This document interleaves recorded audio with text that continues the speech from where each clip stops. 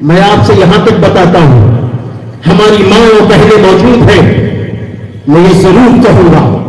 بہت ساری ہماری ناسمجھ بچیاں لاشعوری میں بہت خطرناک ڈیسیزن لے لیتی ہیں، بہت خطرناک ڈیسیزن لے لیتی ہیں۔ شادی ہوتی ہے، شادی کے فوراً بعد وہ کوشش کرتی ہے کہ ہمارا گھر بالکل الگ تھلگ ہو جائے۔ کوئی بات نہیں، آپ کی شادی ہو چکی ہے، آپ کے شوہر سے آپ کی ساس نے کہا، سسر نے کہا بیٹا آپ کی شادی ہو گئی ہے، میں چاہتی ہوں، میں چاہتا ہوں کہ آپ ایک اچھا گھر ہم آپ کے لیے بنوا دیں، آپ اس میں رہ لیں۔ اچھی بات ہے، فوراً قبول کر لیجئے، آپ الگ رہ لیجئے، لیکن وہ طریقہ کہ ماں ناراض ہے، ماں کے سینے پہ چڑھ کر، باپ کے سینے پہ چڑھ کر ہمارا بٹوارا کرو، ہمیں الگ کرو، ہمیں الگ کرو۔ ارے کیا بھول جاتے ہو وہ دن کہ جب ہم بچے تھے،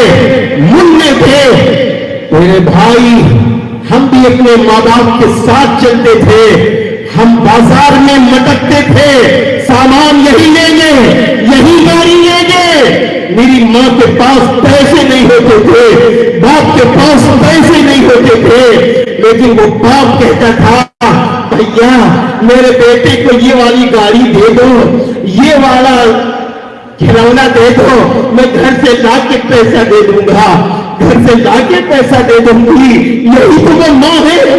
یہی تو وہ باپ ہے۔ آج لوگ کہتے ہیں میری ماں نے کیا کیا میرے ساتھ، جب ایک ڈاکٹر کہتا ہے میری ماں نے کیا کیا، جب ایک انجینئر کہتا ہے میری ماں نے کیا کیا، جب ایک پروفیسر کہتا ہے میری ماں نے کیا کیا، یا ہم کہے میری ماں نے کیا کیا، یا ایک بزنس مین کہے میری ماں نے کیا کیا، تو اس کا جواب یہ ہے خاموش ہو جاؤ، خاموش ہو جاؤ۔ تیری ماں نے اپنا خون پلا کر دودھ کی شکل میں تجھے بڑا کیا ہے، اور تیرے باپ نے اپنی گالی کمائی تجھ پر لگائی ہے۔ اگر یہ ماں باپ چاہتے تم مرنے سے تھے، تم کو جاہل رکھتے، تم کو ان پڑھ رکھتے، تم کو گوار رکھتے، تم کسی قابل نہ ہوتے، سماج میں اٹھنے بیٹھنے کے لائق نہ ہوتے، تب تم کیا کرتے؟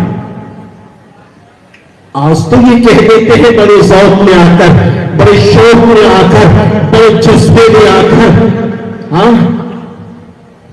اس لیے میں اپنے ان بچیوں کو، اپنی ان بہنوں کو بھی پیغام دینا چاہتا ہوں، اگر آپ چاہتی ہو ہم سونے سے پیلے رہیں، آپ چاہتی ہو ہم اے سی میں رہیں، آپ چاہتی ہو آپ کے بچے اے سی میں رہیں، آپ چاہتی ہو آپ کے شوہر کا کاروبار مٹی پکڑے، سونا ہو جائے، تو آؤ